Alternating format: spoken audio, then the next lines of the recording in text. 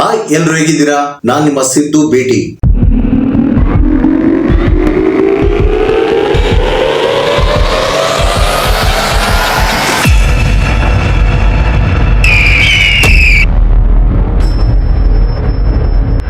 ಅದರಲ್ಲಿನ ಪ್ರತಿಯೊಂದು ಪಾತ್ರವೂ ಸಹ ನಮಗೆ ಒಂದೊಂದು ಜೀವನ ಸತ್ಯವನ್ನು ಬೋಧಿಸುತ್ತದೆ. ಇನ್ನು ಮಹಾಭಾರತದ ಕರ್ಣನ ವಿಷಯಕ್ಕೆ ಬಂದರೆ ಅವನ ಹೆಸರಲ್ಲೇ ಇದೆ ದಾನಶೂರ ಕರ್ಣ ಎಂದು. ದಾನದಲ್ಲಿ ಮತ್ತು ವೀರತ್ವದಲ್ಲಿ ಅವರಿಗೆ ಸರಿಸಾಟಿಯಾಗುವ ವೀರ ಯಾರು ಸಹ ಇರಲಿಲ್ಲ. ಕರ್ಣನ ದಾನ ಗುಣದ ಬಗ್ಗೆ ಒಂದು ಉದಾಹರಣೆ ಎಂದರೆ, ಒಂದು ದಿನ ಕರ್ಣನು ತನ್ನ ದೇಹಕ್ಕೆ ಲೇಪನವನ್ನು ಹಚ್ಚಿಕೊಳ್ಳುತ್ತಿರುವಾಗ ಒಬ್ಬ ವ್ಯಕ್ತಿ ಬಂದು ತನ್ನ ಮಗಳ ಮದುವೆಗೆ ಸಹಾಯವನ್ನ ಕೇಳುತ್ತಾನೆ. ಆಗ ಕರ್ಣನು ತಕ್ಷಣ ಸ್ವಲ್ಪ ಕೂಡ ಯೋಚನೆ ಮಾಡದೆ ತನ್ನ ಎಡಗಡೆ ಬದಿಯಲ್ಲಿದ್ದ ವಜ್ರ ಖಚಿತ ಚಿನ್ನದ ಪಾತ್ರೆಯನ್ನ ದಾನವಾಗಿ ಕೊಡ್ತಾರೆ. ಇದನ್ನು ಕಂಡ ಪಕ್ಕದಲ್ಲಿದ್ದವರು ಎಡಗೈಯಲ್ಲಿ ದಾನ ಮಾಡಬಾರದು, ಬಲಗೈಯಲ್ಲಿ ದಾನ ಮಾಡಿ ಎಂದಾಗ ಆಗ ಕರ್ಣನು ಪರವಾಗಿಲ್ಲ, ಮೊದಲು ದಾನ ಮಾಡೋದು ಮುಖ್ಯ. ಒಂದು ವೇಳೆ ಪಾತ್ರೆಯು ಎಡಗೈಯಿಂದ ಬಲಗೈಗೆ ಬರುವಷ್ಟರಲ್ಲಿ ನನ್ನ ಮನಸ್ಸು ಬದಲಾದರೆ ಆಗ ನಾನು ಆ ವ್ಯಕ್ತಿಗೆ ಏನನ್ನು ಸಹ ದಾನ ಮಾಡದವನಾಗುತ್ತೇನೆ ಅಂತೇಳಿ ಕರ್ಣ ಹೇಳಿದಂತೆ. ಹೀಗೆ ಹೇಳ್ತಾ ಹೋದ್ರೆ ಕರ್ಣನ ದಾನ ಗುಣದ ಬಗ್ಗೆ ಅನೇಕ ಉದಾಹರಣೆಗಳಿವೆ. ಆದ್ರೆ ಕರ್ಣನು ಎಷ್ಟೇ ಧೀರ, ಪರಾಕ್ರಮಿ, ದಾನಶೂರ ವೀರ ಕರ್ಣನಾಗಿದ್ರು ಸಹ ಅವನು ನಿಂತಿದ್ದು ಮಾತ್ರ ಅಧರ್ಮದ ಪರವಾಗಿ. ಆದ್ದರಿಂದಲೇ ಕರ್ಣನು ಮಹಾಭಾರತ ಕುರುಕ್ಷೇತ್ರ ಯುದ್ಧದಲ್ಲಿ ಘೋರವಾದ ಸಾವನ್ನ ಅಪ್ಪುತ್ತಾನೆ. ದಾನದಲ್ಲಿ ಅಂದಿನಿಂದ ಇಂದಿನವರೆಗೂ ಎಲ್ಲರಿಗೂ ಪ್ರೇರಣೆಯಾಗಿ ನಿಂತಿರುವ ಕರ್ಣನು ನಿಜವಾಗಿಯೂ ಒಳ್ಳೆಯವನೇ ಅಥವಾ ಕೆಟ್ಟವನೇ? ಹಾಗಿದ್ರೆ ಅವನ ಸಾವಿಗೆ ಆ 10 ಕಾರಣಗಳು ಯಾವುವು? ಅವನು ಮಾಡಿದ ತಪ್ಪಾದರೂ ಏನು? ತನ್ನ ಸ್ವಂತ ತಮ್ಮನಿಂದಲೇ ಕೊಲ್ಲಲ್ಪಡಲು ಕಾರಣವೇನು? ಈ ಎಲ್ಲ ಅರ್ಹತೆಗಳಿದ್ದರೂ ಸಹ ಕರ್ಣನು ಹೀಗೆ ಒಂಟಿಯಾಗಿ ಬದುಕಿದನು. ಇದೇ ರೀತಿಯ ಕರ್ಣನಿಗೆ ಸಂಬಂಧಿಸಿದ ಇನ್ನು ಅನೇಕ ವಿಷಯಗಳ ಬಗ್ಗೆ ಇವತ್ತಿನ ವಿಡಿಯೋದಲ್ಲಿ ಚರ್ಚೆ ಮಾಡೋಣ ಬನ್ನಿ. ಸೊ ಈ ವಿಡಿಯೋ ತುಂಬಾ ಇಂಟ್ರೆಸ್ಟಿಂಗ್ ಆಗಿರುತ್ತೆ, ಎಲ್ಲೂ ಕೂಡ ಸ್ಕಿಪ್ ಮಾಡದೆ ಪೂರ್ತಿಯಾಗಿ ನೋಡಿ. ಅದಕ್ಕಿಂತ ಮೊದಲು ಈ ವಿಡಿಯೋಗೊಂದು ಲೈಕ್ ನೀಡಿ, ನಮ್ಮ ಚಾನೆಲ್ ಅನ್ನು ಸಬ್ಸ್ಕ್ರೈಬ್ ಮಾಡಿಕೊಳ್ಳಿ. ಹಾಗೆ ಪಕ್ಕದಲ್ಲಿರೋ ಬೆಲ್ ಐಕಾನ್ ಅನ್ನು ಕ್ಲಿಕ್ ಮಾಡೋ ಮೂಲಕ ಇನ್ನೂ ಹೆಚ್ಚಿನ ವಿಡಿಯೋ ಮಾಡಲು ಪ್ರೋತ್ಸಾಹ ನೀಡಿ.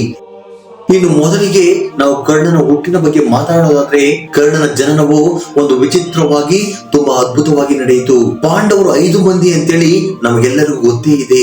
ಅವರು ಪಾಂಡುರಾಜನ ಮಕ್ಕಳು.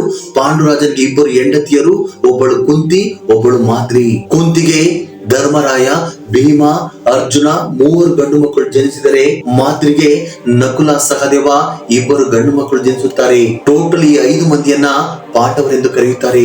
ಇಲ್ಲಿ ಗಮನಿಸಬೇಕಾದ ವಿಷಯವೇನು ಅಂದ್ರೆ, ಪಾಂಡುರಾಜನ ಪತ್ನಿ ಕುಂತಿಗೆ ಮದುವೆಗೂ ಮುನ್ನವೇ ಗಂಡು ಮಗು ಜನಿಸಿರುತ್ತದೆ. ಆ ಮಗುವೆ ನಮ್ಮ ಕಥಾನಾಯಕದ ಕರ್ಣ. ಮದುವೆಗೂ ಮುನ್ನ ಆಕೆ ತಾಯಿಯಾಗಿದ್ದಾದರೂ ಹೇಗೆ ಎನ್ನುವ ಸಂದೇಹ ಬೇಡ. ಇದರ ಹಿಂದೆ ಒಂದು ಚಿಕ್ಕ ಘಟನೆ ಇದೆ. ಹಿಂದೊಮ್ಮೆ ಸಹಸ್ರ ಕವಚ ಎಂಬ ರಾಕ್ಷಸನಿದ್ದನು. ಆ ವ್ಯಕ್ತಿ ಬ್ರಹ್ಮನ ಕುರಿತಾಗಿ ಘೋರವಾದ ತಪಸ್ಸನ್ನ ಮಾಡಿ 1000 ಕವಚಗಳನ್ನ ದಾನವನ್ನಾಗಿ ಪಡೆಯುತ್ತಾನೆ. ಇದರಿಂದ ಅವನು ಘೋರವಾಗಿ ಮೆರೆದು ಎಲ್ಲರನ್ನು ಕೂಡ ಹಿಂಸೆ ಮಾಡೋದಕ್ಕೆ ಶುರು ಮಾಡುತ್ತಾನೆ. ಆಗ ಎಲ್ಲ ದೇವತೆಗಳು ಅವನ ಹಿಂಸೆಯನ್ನು ತಡೆದುಕೊಳ್ಳಲಾರದೆ ಶ್ರೀ ಮಹಾವಿಷ್ಣುವಿನ ಮೊರೆ ಹೋಗುತ್ತಾರೆ. ಆಗ ವಿಷ್ಣುವು ಭಯ ಪಡಬೇಡಿ, ಅವನ ಸಾವು ನನ್ನ ನರನಾರಾಯಣ ರೂಪದಲ್ಲಿ ಬರುತ್ತದೆ ಅಂತೇಳಿ ಅಭಯವನ್ನು ನೀಡುತ್ತಾರೆ. ಕೆಲ ಕಾಲದ ನಂತರ ಶ್ರೀ ವಿಷ್ಣುವು ನರನಾರಾಯಣ ಎಂಬ ಸಹೋದರ ರೂಪದಲ್ಲಿ ಜನ್ಮವನ್ನು ತಾಳುತ್ತಾರೆ. ಆಗ ಅವರು ತಪಸ್ಸು ಮಾಡುತ್ತಿರುವಾಗ ಸಹಸ್ರ ಕವಚನ ಬಂದು ಅವರಿಗೆ ಅಡ್ಡಿಪಡಿಸುತ್ತಾನೆ. ಆಗ ಅವರಿಬ್ಬರ ನಡುವೆ ಘೋರವಾದ ಯುದ್ಧ ಶುರುವಾಗುತ್ತೆ. ಆಗ ಸಹಸ್ರ ಕವಚನು ಒಬ್ಬನು, ನರನಾರಾಯಣರು 2. ಆದ್ರಿಂದ ಈ ಸಹಸ್ರ ಕವಚನು ಒಬ್ಬನಾಗಿದ್ದರಿಂದ ನಮ್ಮಲ್ಲಿ ಒಬ್ಬರು ನಿನ್ನ ಜೊತೆ ಯುದ್ಧ ಮಾಡುತ್ತಿರುವಾಗ ನರನು ತಪಸ್ಸು ಮಾಡುತ್ತಾನೆ. ಇದಕ್ಕೆ ನೀನು ಒಪ್ಪಿಕೊಳ್ಳುವುದಾದರೆ ನಿನ್ನ ಜೊತೆ ಯುದ್ಧ ಮಾಡುವುದಕ್ಕೆ ಸಿದ್ಧ ಅಂತೇಳಿ ಷರತ್ತನ್ನು ವಿಧಿಸುತ್ತಾರೆ. ಆಗ ಸಹಸ್ರ ಕವಚನು ಸಹ ಇದಕ್ಕೆ ಒಪ್ಪಿಕೊಳ್ಳುತ್ತಾನೆ. ನರನು ತಪಸ್ಸು ಮಾಡುತ್ತಿರುವಾಗ ನಾರಾಯಣನು ಯುದ್ಧವನ್ನು ಮಾಡುತ್ತಾನೆ. ಹೀಗೆ 1000 ವರ್ಷಗಳ ಕಾಲ ಒಬ್ಬರಾದ ನಂತರ ಒಬ್ಬರು ಯುದ್ಧ ಮಾಡುತ್ತಲೇ ಹೋಗುತ್ತಾರೆ. ಹೀಗೆ ಯುದ್ಧ ಮಾಡುತ್ತಾ ಅವರು 999 ಕವಚಗಳನ್ನ ಬೇಯಿಸುತ್ತಾರೆ. ಕೊನೆಗೆ ಒಂದೇ ಒಂದು ಕವಚ ಇರುವಾಗ ಸಹಸ್ರ ಕವಚನು ಭಯ ಬಿದ್ದು ಸೂರ್ಯದೇವನ ಮೊರೆ ಹೋಗುತ್ತಾನೆ. ಸೂರ್ಯದೇವನ ಬಳಿ ಓಡಿ ಹೋಗಿ ಅವರಿಗೆ ಶರಣಾಗುತ್ತಾನೆ. ಆಗ ಸೂರ್ಯದೇವರು ಸಹಸ್ರ ಕವಚನಿಗೆ ಅಭಯ ನೀಡಿ, ನರನಾರಾಯಣರಿಂದ ನಿನ್ನನ್ನು ಶಾಶ್ವತವಾಗಿ ರಕ್ಷಿಸಲು ಸಾಧ್ಯವಿಲ್ಲ, ಸದ್ಯಕ್ಕೆ ನಿನ್ನನ್ನ ಅವರಿಂದ ಕಾಪಾಡುತ್ತೇನೆ ಅಂತೇಳಿ ಅವನನ್ನ ಒಂದು ಶಿಶುವಿನ ರೂಪಕ್ಕೆ ಪರಿವರ್ತನೆ ಮಾಡಿ ಆ ಮಗುವನ್ನ ಕುಂತಿಗೆ ನೀಡುತ್ತಾರೆ. ಆದ್ರೆ ಆಗ ಇನ್ನು ಕುಂತಿಗೆ ವಿವಾಹವಾಗಿರುವುದಿಲ್ಲ. ಹಾಗಾಗಿ ಕುಂತಿ ಸಮಾಜಕ್ಕೆ ಭಯ ಬಿದ್ದು ಆ ಮಗುವನ್ನು ಒಂದು ಪೆಟ್ಟಿಗೆಯಲ್ಲಿ ಇಟ್ಟು ನದಿಯಲ್ಲಿ ಈಜು ಬಿಡುತ್ತಾಳೆ. ಆ ಪೆಟ್ಟಿಗೆಯು ರಥಸಾರಥಿಯಾದ ಅಧಿರಥನಿಗೆ ಸಿಗುತ್ತೆ. ಅವನು ಪೆಟ್ಟಿಗೆಯನ್ನು ತೆಗೆದು ನೋಡಿದಾಗ ಸಹಜ ಕವಚ ಕುಂಡಲಗಳೊಂದಿಗೆ ಸುಂದರವಾಗಿದ್ದ ಆ ಮಗುವನ್ನ ಕಂಡು ತನ್ನ ಹೆಂಡತಿಗೆ ತೋರಿಸುತ್ತಾನೆ. ಆ ನಂತರ ಆ ಮಗುವನ್ನ ತನ್ನ ಸ್ವಂತ ಮಗುವಿನಾಗೆ ತುಂಬಾ ಸಂತೋಷವಾಗಿ ಬೆಳೆಸುತ್ತಾರೆ. ಆ ಮಗುವೇ ಕರ್ಣ. ಹೀಗೆ ಸಹಸ್ರ ಕವಚನೆ ಸೂರ್ಯದೇವನ ಅನುಗ್ರಹದಿಂದ ಕರ್ಣನಾಗಿ ಕುಂತಿಯ ಮಂತ್ರಶಕ್ತಿಯಿಂದ ಅವಳ ಬಳಿ ಬರುತ್ತಾನೆ. ಆದ್ದರಿಂದ ಕರ್ಣನಿಗೆ ಸೂರ್ಯದೇವನು ತಂದೆಯಾದರೆ ಕುಂತಿಯು ತಾಯಿಯಾಗುತ್ತಾಳೆ. ಆದರೆ ಕುಂತಿಯು ಭಯದಿಂದ ಅವನನ್ನು ತ್ಯಜಿಸಿದ್ದರಿಂದ ಅವನನ್ನು ಬೇರೊಬ್ಬರು ಸಾಕಿ ಬೇರೊಬ್ಬ ದಂಪತಿಗಳ ಬಳಿ ಬೆಳೆಯುತ್ತಾನೆ. ತನ್ನ ನಿಜವಾದ ತಂದೆ ತಾಯಿ ಯಾರು ಎಂದು ಗೊತ್ತಿರದೆ ಕರ್ಣನು ಬೆಳೆಯುತ್ತಾನೆ. ಅವನು ರಾಜವಂಶದಲ್ಲಿ ಜನಿಸಿದರೂ ಸಹ ಸೂತಪುತ್ರನಾಗಿ ಬೆಳೆಯಬೇಕಾಯಿತು. ಅದಕ್ಕೆ ಕಾರಣ ಅವನ ಹಿಂದಿನ ಜನ್ಮದ ಪಾಪದ ಫಲವಾಗಿತ್ತು. ಅವನು ಯಾರ ಮಗನೆಂದು ತಿಳಿಯದೆ ನೋವಿನಿಂದ ಬಹಳ ಉಗ್ರನಾಗಿರುತ್ತಿದ್ದನು. ಆದ್ರೆ ಅವನನ್ನು ಸಾಕಿದ ತಂದೆ ತಾಯಿಗಳು ಅವನನ್ನು ತುಂಬಾ ಪ್ರೀತಿಯಿಂದ ಬೆಳೆಸಿದರು. ಕರ್ಣನು ಆಗಾಗ ತನ್ನ ತಾಯಿಯ ಪ್ರೀತಿಯನ್ನ ತುಂಬಾ ನೆನಪು ಮಾಡಿಕೊಳ್ಳುತ್ತಿದ್ದನು. ಎಲ್ಲ ಮಕ್ಕಳು ತನ್ನ ತಂದೆ ತಾಯಿ ಜೊತೆ ಆಟವಾಡುತ್ತಿದ್ದರೆ ತನ್ನ ತಾಯಿಯನ್ನು ನೆನಪು ಮಾಡಿಕೊಂಡು ಕಣ್ಣೀರು ಹಾಕಿದ ದಿನಗಳು ಲಕ್ಷಗಟ್ಟಲಿದ್ದಾವೆ, ಸಾವಿರಾರು ದಿನಗಳಿದ್ದಾವೆ. ಹೀಗೆ ಕರ್ಣನ ನಿಜವಾದ ಜೀವನವು ಪ್ರಾರಂಭವಾಯಿತು. ಕರ್ಣ ತಾನು ಪ್ರೀತಿಸಿದ ಏಕೈಕ ವ್ಯಕ್ತಿ ಎಂದರೆ ಅದು ನನ್ನ ತಾಯಿ ಎಂದು ಹೇಳುತ್ತಿದ್ದನು. ಕರ್ಣನನ್ನು ಬೆಳೆಸಿದ ತಂದೆ ತಾಯಿಗಳು ಸೂತ ಜಾತಿಯವರಾಗಿದ್ದರಿಂದ ಕರ್ಣನಿಗೆ ಸೂತ ಪುತ್ರ ಅಂತೇಳಿ ಹೆಸರು ಬಂದಿತು. ಅವನನ್ನು ಸಾಕಿದ ತಾಯಿ ಹೆಸರು ರಾಧೆ, ಆದ್ದರಿಂದಲೇ ಅವನಿಗೆ ರಾಧೆಯ ಎಂದು ಕರೆಯಲಾಗುತ್ತಿತ್ತು. ಮತ್ತು ಅವನು ಸಹಜ ಕವಚ ಕುಂಡಲಗಳೊಂದಿಗೆ ಜನಿಸಿದ್ದರಿಂದ ಕರ್ಣ ಎಂಬ ಹೆಸರು ಬಂದಿತು. ಜೊತೆಗೆ ಚಿನ್ನದ ಕವಚವನ್ನು ಹೊಂದಿದ್ದರಿಂದ ವಸುಸೇನ ಎಂದು ಕರೆಯಲಾಗುತ್ತಿತ್ತು. ಹೀಗೆ ಕರ್ಣನಿಗೆ ಹಲವು ಹೆಸರುಗಳಿದ್ದರೂ ಸಹ ಕರ್ಣ ಎಂಬ ಹೆಸರೇ ಚಿರಪರಿಚಿತ. ಇನ್ನು ಅವನ ಶಿಕ್ಷಣ ಮತ್ತು ಶಾಪದ ವಿಷಯಕ್ಕೆ ಬಂದ್ರೆ, ಕರ್ಣನು ಯುಕ್ತ ವಯಸ್ಸಿಗೆ ಬಂದಾಗ ಕೌರವರು ಮತ್ತು ಪಾಂಡವರಂತೆ ನಾನು ಕೂಡ ಶಸ್ತ್ರ ವಿದ್ಯೆಯನ್ನು ಕಲಿಬೇಕು ಅಂತೇಳಿ ದ್ರೋಣಾಚಾರ್ಯ ಬಳಿ ಹೋಗುತ್ತಾನೆ. ಅಲ್ಲಿಯೂ ಸಹ ಕರ್ಣನಿಗೆ ಅವಮಾನ ಎಂಬ ಮೂಟೆ ತನ್ನ ಹೆಗಲಿರುತ್ತದೆ. ಗುರು ದ್ರೋಣಾಚಾರ್ಯರು ನಾನು ರಾಜಕುಮಾರರಿಗೆ ಮಾತ್ರ ನನ್ನ ಶಸ್ತ್ರ ವಿದ್ಯೆಯನ್ನು ಕಲಿಸುವುದು, ನಿನ್ನಂತ ಸೂತಪುತ್ರನಿಗೆ ವಿದ್ಯೆಯನ್ನ ಕಲಿಸುವುದಿಲ್ಲ ಅಂತೇಳಿ ತಿರಸ್ಕರಿಸಿದಾಗ ಕರ್ಣನು ತುಂಬಾ ನೋವನ್ನು ಅನುಭವಿಸುತ್ತಾನೆ. ಆಗ ಕರ್ಣನು ನಾನು ಹೇಗಾದರೂ ಮಾಡಿ ಮಧ್ಯಮ ಪಾಂಡವ ಅರ್ಜುನನಿಗಿಂತ ಶ್ರೇಷ್ಠ ಧನುರ್ಧಾರಿ ಆಗುತ್ತೇನೆ ಅಂತೇಳಿ ಗುರು ದ್ರೋಣಾಚಾರ್ಯರ ಬಳಿ ಶಪಥವನ್ನ ಮಾಡುತ್ತಾನೆ. ಆಗ ಕರ್ಣನು ಪರಶುರಾಮನ ಬಳಿಗೆ ಹೋಗುತ್ತಾನೆ. ಆದರೆ ಪರಶುರಾಮರು ಬ್ರಾಹ್ಮಣರಿಗೆ ಮಾತ್ರ ವಿದ್ಯೆಯನ್ನ ಕಲಿಸುತ್ತಿದ್ದರು. ಆದ್ದರಿಂದ ಕರ್ಣನು ತಾನು ಬ್ರಾಹ್ಮಣ ಎಂದು ಸುಳ್ಳು ಹೇಳಿ ಪರಶುರಾಮರ ಬಳಿ ಎಲ್ಲ ಶಸ್ತ್ರ ವಿದ್ಯೆಗಳನ್ನ ಕಲಿತುಕೊಳ್ಳುತ್ತಾನೆ. ಆದರೆ ಸತ್ಯವನ್ನ ಎಂದಿಗೂ ಸಹ ಮುಚ್ಚಿಡಲು ಸಾಧ್ಯವಿಲ್ಲ. ಒಂದು ದಿನ ಪರಶುರಾಮರು ಕರ್ಣನ ತೊಡೆಯನ್ನ ತನ್ನ ತಲೆದಿಂಬಾಗಿ ಮಾಡಿಕೊಂಡು ಮಲಗಿಕೊಂಡಿರುವಾಗ ಆಗ ಇಂದ್ರನು ಒಂದು ಹುಳುವಿನ ರೂಪದಲ್ಲಿ ಬಂದು ಕರ್ಣನ ತೊಡೆಯನ್ನ ಕೊರೆಯುತ್ತಿರುತ್ತಾರೆ. ಇದರಿಂದ ರಕ್ತ ಸೋರುತ್ತಾ ವಿಪರೀತ ನೋವಾಗುತ್ತಿದ್ದರೂ ಸಹ ಗುರುವಿನ ನಿದ್ರೆಗೆ ಭಂಗವಾಗಬಾರದು ಅಂತೇಳಿ ಆ ನೋವನ್ನ ಸಹಿಸಿಕೊಂಡು ಹಾಗೆ ಕುಳಿತುಕೊಂಡಿರುತ್ತಾನೆ. ಸ್ವಲ್ಪ ಸಮಯದ ನಂತರ ಎಚ್ಚರಗೊಂಡ ಪರಶುರಾಮರು ಆ ದೃಶ್ಯವನ್ನು ನೋಡಿ ಅವನ ಧೈರ್ಯವನ್ನು ನೋಡಿ ನಿಜ ಹೇಳು, ನೀನು ಯಾರು ಎಂದು ಕೇಳುತ್ತಾರೆ. ಆಗ ಕರ್ಣನು ನಾನೊಬ್ಬ ಸೂತ ಪುತ್ರ ಅಂತೇಳಿ ಸತ್ಯವನ್ನು ಒಪ್ಪಿಕೊಳ್ಳುತ್ತಾನೆ. ಆಗ ಕೋಪಗೊಂಡಂತ ಪರಶುರಾಮರು ಗುರುವಾದ ನನ್ನನ್ನೇ ಮೋಸ ಮಾಡಿ ಅಸ್ತ್ರವನ್ನು ಪಡೆದುಕೊಂಡಿರುವೆ, ಆದ್ದರಿಂದ ನಿನಗೆ ಅತ್ಯಂತ ಅಗತ್ಯವಿರುವ ಪರಿಸ್ಥಿತಿಯಲ್ಲಿ ಈ ಮಂತ್ರವು ನಿನಗೆ ನೆನಪಾಗುವುದಿಲ್ಲ ಅಂತೇಳಿ ಶಾಪವನ್ನು ನೀಡುತ್ತಾರೆ. ಇದಷ್ಟೇ ಅಲ್ಲದೆ ಒಮ್ಮೆ ವಿಜಯ್ ಎಂಬ ಬ್ರಾಹ್ಮಣನ ಆಶ್ರಮದ ಮುಂದೆ ಕರ್ಣನು ಶಸ್ತ್ರಾಸ್ತ್ರಗಳ ವಿದ್ಯಾಭ್ಯಾಸವನ್ನ ಮಾಡುತ್ತಿರುತ್ತಾನೆ. ಆಗ ಆಕಸ್ಮಿಕವಾಗಿ ಅವನ ಬಾಣವು ಆ ಕಾಮಧೇನುವಿನ ಕರುವಿಗೆ ತಗುಲಿ ಸಾವನ್ನಪ್ಪುತ್ತೆ. ಇದನ್ನು ಕಂಡ ಆ ಬ್ರಾಹ್ಮಣನು ತುಂಬಾ ಕೋಪಗೊಂಡು ಯುದ್ಧದ ಸಮಯದಲ್ಲಿ ನಿನ್ನ ರಥವು ಭೂಮಿಯಲ್ಲಿ ಊತು ಹೋಗಿ ನಿನ್ನ ಪ್ರಾಣಕ್ಕೆ ಸಂಕಟ ಬರುತ್ತದೆ ಅಂತೇಳಿ ಶಾಪವನ್ನು ನೀಡುತ್ತಾರೆ. ಈ ರೀತಿಯಾಗಿ ಕರ್ಣನು ಶಾಪಗಳಿಗೆ ಗುರಿಯಾದನು. ಆದ್ದರಿಂದಲೇ ಕರ್ಣನ ಸಾವಿಗೆ 100 ಕಾರಣಗಳು ಅಂತ ಹೇಳ್ತಾರೆ. ಇನ್ನು ಅವನ ದಾನದ ಬಗ್ಗೆ ಮಾತನಾಡೋದಾದ್ರೆ, ಕರ್ಣ ಎಂದರೆ ನಮ್ಮೆಲ್ಲರಿಗೂ ನೆನಪಾಗುವುದು ಅವನ ದಾನ ಗುಣ. ದಾನದಲ್ಲಿ ಕರ್ಣನನ್ನು ಮೀರಿಸುವವರು ಯಾರು ಸಹ ಇರಲಿಲ್ಲ. ಅವನ ದಾನ ಗುಣದ ಬಗ್ಗೆ ಹೇಳ್ಬೇಕು ಅಂದ್ರೆ, ಸಹಜ ಕವಚ ಕುಂಡಲಗಳೊಂದಿಗೆ ಜನಿಸಿದ ಕರ್ಣನಿಂದ ತನ್ನ ಮಗ ಅರ್ಜುನನಿಗೆ ಅಪಾಯವಿದೆ ಎಂದು ಅರಿತ ಇಂದ್ರನು ಬಡ ಬ್ರಾಹ್ಮಣನ ವೇಷದಲ್ಲಿ ಬಂದು ಆ ಕವಚ ಕುಂಡಲಗಳನ್ನ ದಾನವಾಗಿ ಕೇಳುತ್ತಾರೆ. ಆದ್ರೆ ಸೂರ್ಯದೇವನು ಇಂಥ ಮೋಸ ನಡೆಯುತ್ತದೆ ಎಂದು ಮೊದಲೇ ಊಹೆ ಮಾಡಿದ್ದರಿಂದ ಇಂದ್ರನು ಒಬ್ಬ ಬಡ ಬ್ರಾಹ್ಮಣನ ವೇಷದಲ್ಲಿ ಬಂದು ನಿನ್ನ ಕವಚ ಕುಂಡಲಗಳನ್ನ ದಾನವಾಗಿ ಕೇಳುತ್ತಾರೆ, ನೀನು ದಯವಿಟ್ಟು ಕೊಡಬೇಡ ಅಂತೇಳಿ ಮೊದಲೇ ಹೇಳಿರುತ್ತಾರೆ. ಆದರೂ ಸಹಜ ದಾನಶೀಲನಾದ ಕರ್ಣನು ತನ್ನ ಪ್ರತಿಸ್ಪರ್ಧಿ ಅರ್ಜುನನಿಗೆ ಒಳ್ಳೆಯದಾಗುತ್ತದೆ ಎಂದು ಗೊತ್ತಿದ್ದರೂ ಸಹ ತನ್ನ ಚರ್ಮ ಚರ್ಮಕ್ಕೆ ಅಂಟಿಕೊಂಡಿದ್ದ ಕವಚ ಕುಂಡಲಗಳನ್ನ ಕತ್ತರಿಸಿ ದಾನವಾಗಿ ಕೊಡುತ್ತಾನೆ.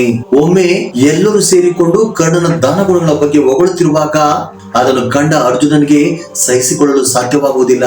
ಆಗ ಅರ್ಜುನ ಶ್ರೀಕೃಷ್ಣನ ಬಳಿಗೆ ಹೋಗಿ, ನಾನು ಕೂಡ ಅನೇಕ ದಾನಗಳನ್ನ ಮಾಡಿದ್ದೇನೆ, ಅಗತ್ಯ ಬಿದ್ದರೆ ಕರ್ಣನಿಗಿಂತ ಹೆಚ್ಚು ದಾನಗಳನ್ನು ಮಾಡುತ್ತೇನೆ, ಆದರೂ ಯಾರು ನನ್ನನ್ನು ಗುರುತಿಸುವುದಿಲ್ಲ, ಎಲ್ಲರೂ ಕರ್ಣನನ್ನೇ ಹೊಗಳುತ್ತಾರೆ, ಅದಕ್ಕೆ ಕಾರಣವೇನೆಂದು ಕೇಳುತ್ತಾನೆ. ಅದಕ್ಕೆ ಶ್ರೀಕೃಷ್ಣನು ಮುಗುಳ್ನಗುತ್ತಾ ಸುಮ್ಮನಾಗುತ್ತಾರೆ. ಅದೇ ದಿನ ಸಂಜೆ ಶ್ರೀಕೃಷ್ಣ ಮತ್ತು ಅರ್ಜುನ ಹೊರಗಡೆ ಬಂದಾಗ ಅವರಿಗೆ ಒಂದು ಬಂಗಾರದ ಬೆಟ್ಟವು ಕಾಣಿಸಿತು. ಆಗ ಶ್ರೀಕೃಷ್ಣನು, ಅರ್ಜುನ, ನೀನು ಈ ಬಂಗಾರದ ಬೆಟ್ಟವನ್ನ ದಾನ ಮಾಡು, ಆಗ ನಿನಗೆ ಕರ್ಣನಿಗಿಂತ ಒಳ್ಳೆ ಹೆಸರು ಬರಬಹುದು ಅಂತ ಹೇಳ್ತಾರೆ. ಆಗ ಅರ್ಜುನನು ತನ್ನ ಸೇವಕರ ಮೂಲಕ ಸುತ್ತಮುತ್ತಲಿನ ಗ್ರಾಮದವರಿಗೆ ಬಂಗಾರವನ್ನ ದಾನವಾಗಿ ಕೊಡುತ್ತೇನೆ ಅಂತೇಳಿ ಸಾರುತ್ತಾನೆ. ಆಗ ಎಲ್ಲ ಗ್ರಾಮಗಳ ಜನರು ಬರುವುದಕ್ಕೆ ಶುರು ಮಾಡುತ್ತಾರೆ. ಆಗ ಅರ್ಜುನನು ಬಂಗಾರವನ್ನ ಅಗಿದು ಚಿಕ್ಕ ಚಿಕ್ಕ ತುಂಡುಗಳಾಗಿ ಮಾಡಿ ದಾನ ಮಾಡೋದಕ್ಕೆ ಶುರು ಮಾಡುತ್ತಾನೆ. ಆದ್ರೆ ಎಷ್ಟೇ ದಾನ ಮಾಡಿದರೂ ಸಹ ಬಂಗಾರ ಕರಗುತ್ತಿಲ್ಲ, ಜನರ ಸಂಖ್ಯೆ ಹೆಚ್ಚುತ್ತಲೇ ಇತ್ತು. ಆಗ ಒಂದು ದಿನದ ನಂತರ ಅರ್ಜುನನು, ಶ್ರೀಕೃಷ್ಣ, ಇನ್ನು ದಾನ ಮಾಡಲು ಸಾಧ್ಯವಿಲ್ಲ, ನನಗೆ ತುಂಬಾ ದಣಿವಾಗಿದೆ ಅಂತ ಹೇಳ್ತಾನೆ. ಆಗ ಶ್ರೀಕೃಷ್ಣನು ಕರ್ಣನನ್ನ ಕರೆಸಿ ಈ ಬೆಟ್ಟವನ್ನ ದಾನ ಮಾಡಿದ್ರೆ ಚೆನ್ನಾಗಿರುತ್ತೆ ಅಂತ ಹೇಳ್ತಾರೆ. ಆಗ ತಕ್ಷಣ ಕರ್ಣನು ಅಲ್ಲಿದ್ದ ಜನ ಕಡೆಗೆ ತಿರುಗಿ, ಈ ಬೆಟ್ಟವು ನಿಮ್ಮದು, ಇದನ್ನು ಅಗೆದು ತೆಗೆದುಕೊಂಡು ಹೋಗಿ ಎಂದು ಹೇಳುತ್ತಾನೆ. ಆಗ ಜನರೆಲ್ಲರೂ ಸಹ ತಮಗೆ ಬೇಕಾಗಿದ್ದ ಬಂಗಾರವನ್ನ ಅಗೆದು ತೆಗೆದುಕೊಂಡು ಹೋಗುತ್ತಾರೆ. ಆಗ ಶ್ರೀಕೃಷ್ಣನು ಅರ್ಜುನನಿಗೆ, ನಿನಗೆ ಬಂಗಾರದ ಮೇಲೆ ಆಸೆ ಇತ್ತು, ಅದಕ್ಕಾಗಿ ನೀನು ಸಣ್ಣ ತುಂಡುಗಳಾಗಿ ಹಂಚಿದೆ, ಆದರೆ ಕರ್ಣನಿಗೆ ಅಂತ ಆಸೆ ಇರಲಿಲ್ಲ, ಆದ್ದರಿಂದಲೇ ಅವನು ಇಡೀ ಬೆಟ್ಟವನ್ನು ಅವರಿಗೆ ಕೊಟ್ಟು ಬಿಟ್ಟನು. ದಾನ ಮಾಡುವವರ ಮನಸ್ಸಿನಲ್ಲಿ ಯಾವುದೇ ಆಸೆ ಇರಬಾರದು, ಆಗಲೇ ಆ ದಾನಕ್ಕೆ ಫಲ ಸಿಗುವುದು ಅಂತೇಳಿ ಬೋಧನೆಯನ್ನ ಮಾಡುತ್ತಾರೆ. ಇನ್ನು ಕರ್ಣನ ಅಧರ್ಮದ ದಾರಿ ಮತ್ತು ಸಾವು, ಇಷ್ಟೆಲ್ಲ ಒಳ್ಳೆಯ ಗುಣಗಳಿದ್ದರೂ ಸಹ ಕೊನೆಗೆ ತನ್ನ ಸೋದರನ ಕೈಯಿಂದಲೇ ಏಕೆ ಸಾಯಬೇಕಾಯ್ತು? ಕರ್ಣನನ್ನು ಕೊಂದಿದ್ದು ಅರ್ಜುನ, ಇವರಿಬ್ಬರ ತಾಯಿ ಕುಂತಿಯಾಗಿದ್ದಳು. ಅಂದರೆ ಕರ್ಣನು ಕುಂತಿಯ ಹಿರಿಯ ಮಗ. ಈ ಪ್ರಕಾರವಾಗಿ ಕರ್ಣನು ಅರ್ಜುನನಿಗೆ ಅಣ್ಣನಾಗಬೇಕು. ಕೌರವರಿಗೆ ಪಾಂಡವರ ಮೇಲೆ ದ್ವೇಷವಿತ್ತು. ಈ ದ್ವೇಷಕ್ಕಾಗಿ ಅವರು ಪ್ರತಿಯೊಬ್ಬರನ್ನು ಸಹ ಬಳಸಿಕೊಂಡರು. ಆ ದ್ವೇಷದ ಭಾಗವಾಗಿಯೇ ಅವರ ಸುಳಿಯಲ್ಲಿ ಸಿಲುಕಿಕೊಂಡವನೇ ಕರ್ಣನು. ಒಮ್ಮೆ ದುರ್ಯೋಧನನು ಅಸ್ತ್ರಕಲಾ ಪ್ರದರ್ಶನದಲ್ಲಿ ಕರ್ಣನ ಪರಾಕ್ರಮವನ್ನು ನೋಡಿ, ಇವನನ್ನು ನನ್ನ ಜೊತೆಯಲ್ಲಿ ಇಟ್ಟುಕೊಂಡರೆ ಅರ್ಜುನನನ್ನ ಎದುರಿಸಬಹುದು ಅಂತ ಹೇಳಿ ಕರ್ಣನಿಗೆ ಅಂಗರಾಜ್ಯವನ್ನ ಉಡುಗೊರೆಯಾಗಿ ಕೊಟ್ಟು ತನ್ನತ್ತ ಸೆಳೆದುಕೊಳ್ಳುತ್ತಾನೆ. ಕರ್ಣನು ಸಹ ರಾಜನಾಗಬೇಕೆಂಬ ಆಸೆಯಿಂದ ಸರಿ ತಪ್ಪುಗಳನ್ನು ಯೋಚಿಸದೆ ಅಧರ್ಮದ ಪರವಾಗಿ ನಿಂತುಕೊಳ್ಳುತ್ತಾನೆ. ಆದರೆ ಎಷ್ಟೇ ದೊಡ್ಡ ಸ್ಥಾನಕ್ಕೆ ಹೋದರೂ ಸಹ ಜನರು ಅವನನ್ನ ಸೂತ ಪುತ್ರ ಎಂದು ಕರೆಯುತ್ತಿರುವುದನ್ನ ಅವನಿಂದ ಸಹಿಸಲು ಸಾಧ್ಯವಾಗುವುದಿಲ್ಲ. ಆ ನೋವು ಮತ್ತು ಅಸಮಾಧಾನವು ಸಮಾಜದ ಮೇಲೆ ದ್ವೇಷವನ್ನು ಬೆಳೆಸಿಕೊಳ್ಳುವಂತೆ ಮಾಡುತ್ತೆ. ಕುರುಕ್ಷೇತ್ರ ಯುದ್ಧದ 17ನೇ ದಿನ ಅರ್ಜುನನಿಗೆ ನಡೆದ ಯುದ್ಧದಲ್ಲಿ ಕರ್ಣನು ಸಾವನ್ನಪ್ಪುತ್ತಾನೆ. ಪರಶುರಾಮರ ಶಾಪದಿಂದ ಬ್ರಹ್ಮಾಸ್ತ್ರದ ಮಂತ್ರವನ್ನು ಮರೆತು, ಬ್ರಾಹ್ಮಣನ ಶಾಪದಿಂದ ರಥ ಚಕ್ರವು ಭೂಮಿಯಲ್ಲಿ ಊತು ಹೋಗಿ ಮತ್ತು ತನ್ನ ಕವಚ ಕುಂಡಲಗಳನ್ನು ಕಳೆದುಕೊಂಡು ಅಸಹಾಯಕ ಸ್ಥಿತಿಯಲ್ಲಿರುವಾಗ ಅರ್ಜುನನು ಅವನನ್ನು ಕೊಲ್ಲುತ್ತಾನೆ. ಕರ್ಣನ ಮರಣದ ನಂತರವೇ ಕುಂತಿಯು ತನ್ನ ಮಕ್ಕಳಿಗೆ ಕರ್ಣನು ನಿಮ್ಮ ಅಣ್ಣ ಎಂಬ ಸತ್ಯವನ್ನ ಹೇಳುತ್ತಾಳೆ.